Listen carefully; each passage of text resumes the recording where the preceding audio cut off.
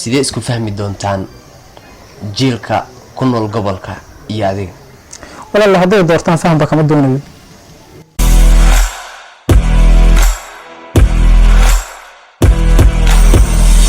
Audio Jungle.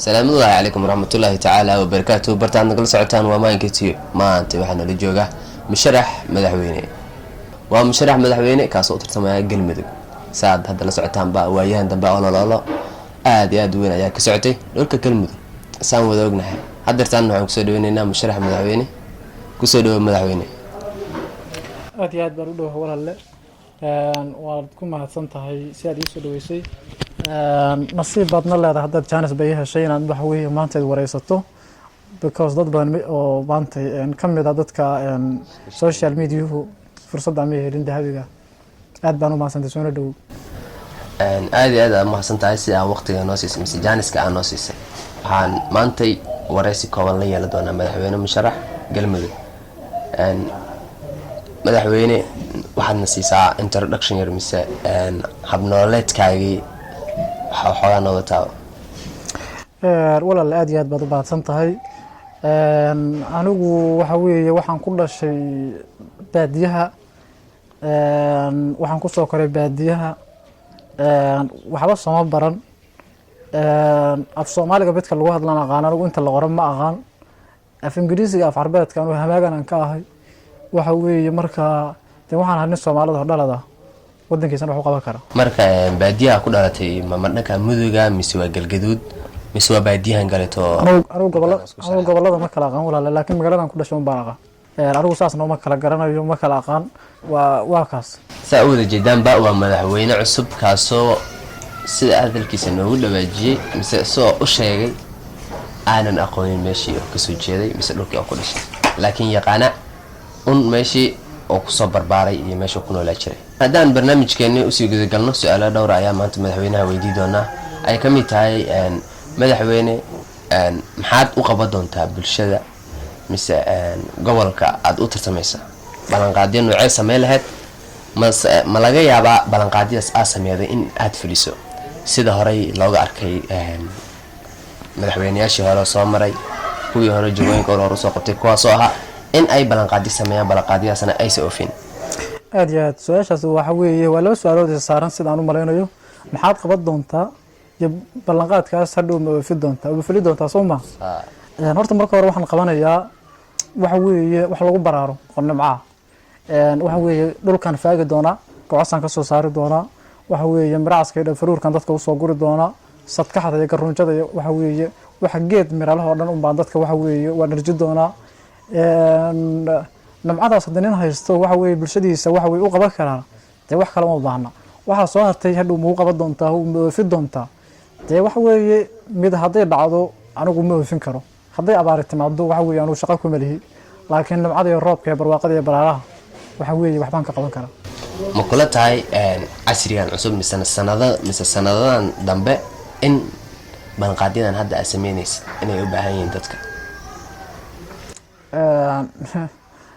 waxa weeye kumanaan aysan u baahnayn baa maalin walba waxa weeye tartan lagula galaa, ma garata? intaas un bay ka mid tahay. haddii la qaadan waayana dee waa kuwii la qayri jiray un baan ka mid noqonaya. haddii laga qaatana dee waxa weeye waa nimc siday rabeen ba weeye dadku anna aan rabin. saan wada ognahay waqtigan hadda la jooga adduunku wuxuu sii gudbayaa hab moodarena si adiga ku dhawaaqaysa aad sheegaysidna waa habkii hore.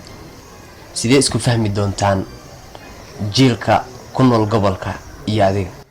walaal hadday doortaan fahanba kama doonayo. waana fahanay madaxweynaha waxa uu sheegaya ay ballanqaadyada hore oo sameeyay ballanqaadyo badan buu sameeyay, ballanqaadyadaas inuu oofi doono in kale ma ogin, lagana yaabay inuu kusoo bixi waayo maadaama ay meesha la dad badan tartamahayaan. haddaan madaxweyne su-aal kale ku celiyo, adiga ma leedahay wax urura mise xulafaa kaasoo kuu abaabulay si madaxweynaha u noqoto? walaal waxa weeye malihi, sababtuna waxa weeye taas waxay rabtaa qarash iyo lacag bay rabtaa. anigu lacag $700 oo aan meel ka soo intaysado baan haystaa. waan laga qaaday dido lagu nacay.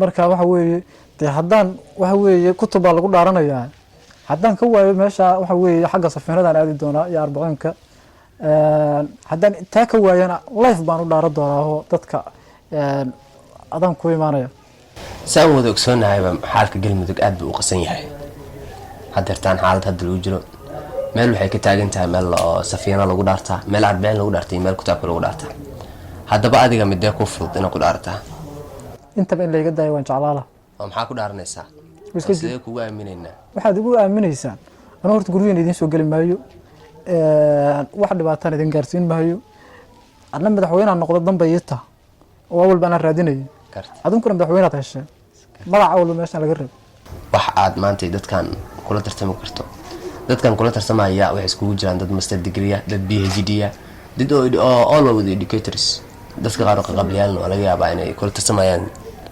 adiga hadda maxaad wadataa maxaa aqoon oo leedahay wax badan baan anigu wataa anigu waxa weeye beeraley degree baan ahay beeraley degree marka dee anigu beeraan dhaqan jiray waan falay jiray waan liman jiray waxa weeye dee wixii nabcadaasaan aqaanaa marka dee nin walba meeshu yaqaan wax ka keena saa sheegaysidna waxaa dhahday waxaan ahay nin beeraley ah mise beero badan soo dhaqday